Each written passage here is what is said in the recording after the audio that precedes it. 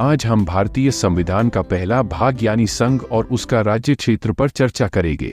इसमें 4 आर्टिकल दिए गए हैं। पहला आर्टिकल को 3 सब क्लाज में बांटा गया है। सब क्लाज 1 भारत अर्थात इंडिया राज्यों का संघ होगा। इसके तहत हमारे देश का नाम भारत और इंडिया दोनों को स्वीकार किया गया है। राज्यों का संघ होने के 2 कारण है। पहले, भारतीय संघ और राज्यों के बीच में कोई समझौते का परिणाम नहीं है। दूसरा, राज्य संघ से अलग नहीं हो सकते हैं। सब क्लाज 2 में राज्य और उनके राज्य वे होंगे जो पहली अनुसूची में निहित है। जनवरी 2024 के अनुसार इस वक्त 28 राज्य और 8 केंद्र शासित प्रदेश है। सब क्लाज 3 में भारतीय क्षेत्र को 3 भागों में बांटा गया है। पहला राज्य क्षेत्र, दूसरा संघ क्षेत्र, तीसरा ऐसे क्षेत्र जिन्हें किसी भी समय भारत सरकार द्वारा अधिकृत किया जा सकता है।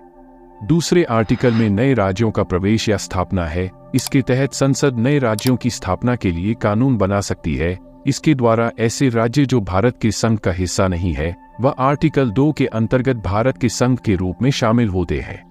आर्टिकल 3 के तहत संसद को नए राज्यों का निर्माण और वर्तमान राज्यों के क्षेत्र सीमाओं या नाम में परिवर्तन करने की शक्ति प्राप्त है। इसमें 2 शर्तें दी गई हैं। पहला, उपरोक्त परिवर्तन से संबंधित कोई अध्यादेश राष्ट्रपति की पूर्व मंजूरी के बाद ही संसद में पेश किया जा सकता है।